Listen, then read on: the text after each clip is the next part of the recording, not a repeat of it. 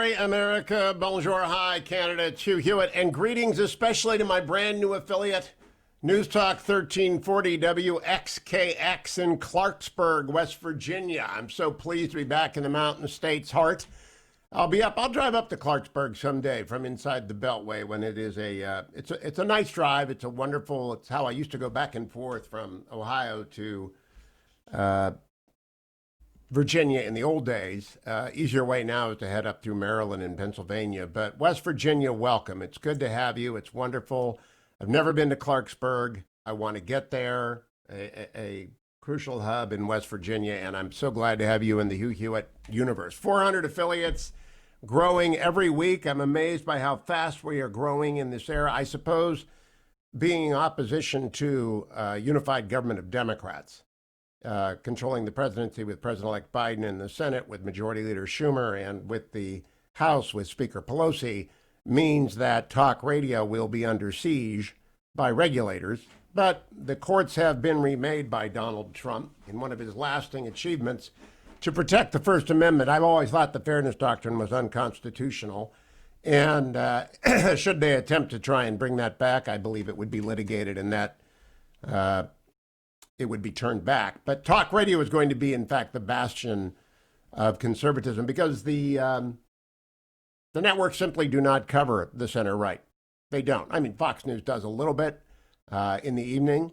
I think Bret Baier's show is the best news hour on the air, period, other than the Hugh Hewitt show in the morning. But it's going to be a long, long haul for everybody associated with the center right for the next 2 years until the elections come around, redistricting kicks in. And I'm very optimistic about 2 years from now. I understand they're going to impeach the president tomorrow.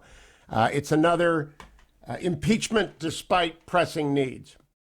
Our last partisan impeachment resulted in taking the eye off the ball of the virus emerging in Wuhan. I talked about it every day, but it was pretty much me.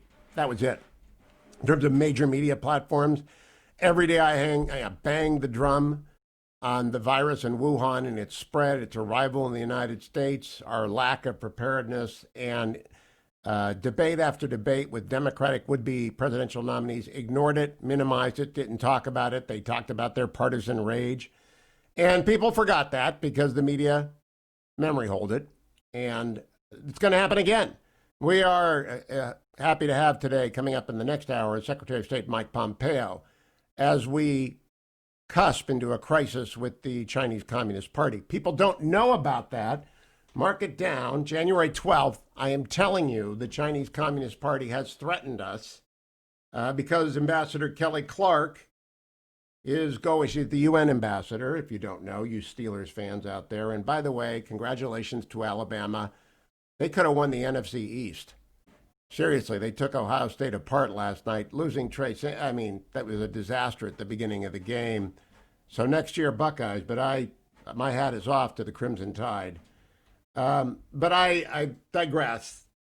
Steelers fans, Kelly Craft is the United States ambassador to the United Nations. And she is going to Taiwan tomorrow. Taiwan is the self-governing island that has been free of the CCP since the Civil War in China in the late 40s. And China's mouthpiece, their Pravda, it's called the Global Times, pointed out yesterday, we would rather face a Taiwan Straits crisis, even a storm, in the next 10 days if Pompeo and his likes become more aggressive and provocative before leaving office.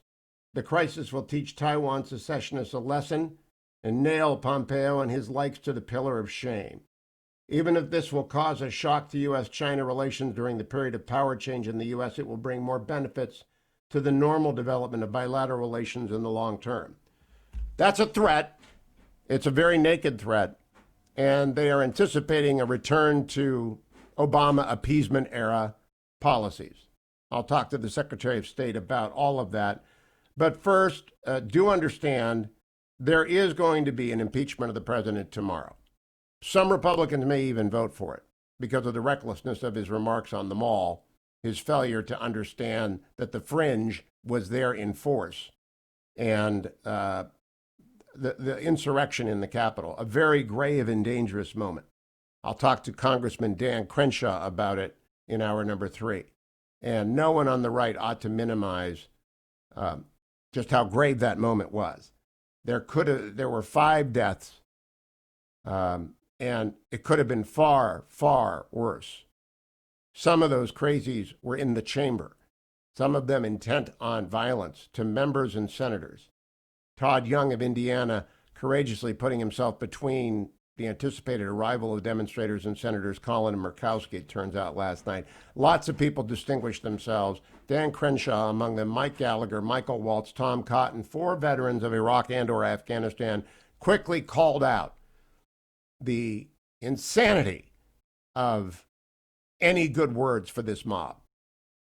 And it was not Antifa. Antifa has, of course, a long record of violence, and they ought to have been infiltrated and arrested and broken up a long time ago. But this was not Antifa. This was white supremacy and extraordinary, not the people down with Trump. I talked with some of them yesterday, and if you were at the rally, 1-800-520-1234, you're welcome to call. I thought that is first-person evidence as to why an impeachment is improvident.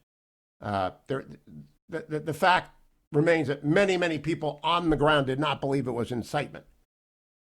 There's a New York Times account that the president was transfixed by the television show that he watched unfolding, which would be an abdication of responsibility, but not an impeachment. And besides, it is on the face of the Constitution unconstitutional to impeach and try a president who has left office as he will in 10 days. It's not even an open question. You have to purposefully misread the Constitution to think that you can try the president of the United States who's not the president of the United States. They can pass a partisan impeachment tomorrow. It will be the second partisan impeachment. They may get some Republican votes, unlike the first partisan impeachment, but I would urge them not to, because it is another abdication of leadership by Nancy Pelosi. They never miss a chance to miss a chance. As was once said by Golda Meir of the Palestinians, I will say about the Democrats, they never miss a chance to miss a chance. By the way, Democrats understand this. Joe Manchin said yesterday to Brett Baird this, cut number 2. I think the House should know that also. We've been trying to send that message over. They know the votes aren't there. You would think that they would do that. I think this is so ill-advised for Joe Biden to be coming in, trying to heal the country, trying to be the president of all the people when we're going to be so divided and fighting again. Let the judicial system do its job, Brett. And then, we're a country of the rule of law. That's the bedrock of who we are. Let that take its place. Let the investigations go on. Let the evidence come forth, and then we'll go forth from there. There's no rush to do this impeachment now. We can do it later if they think it's necessary. Clarksburg, West Virginia, and my other West Virginia listeners, I think you have the most important legislator in the United States in Joe Manchin, and I am impressed with his gravity and his seriousness. It's like Angus King, who's been a guest on this show, and Chris Coons also. Those are the 3 key Democrats to me. Those 3. And Chris Coons is the most left of them, but he's a wonderful man. He's a great human being.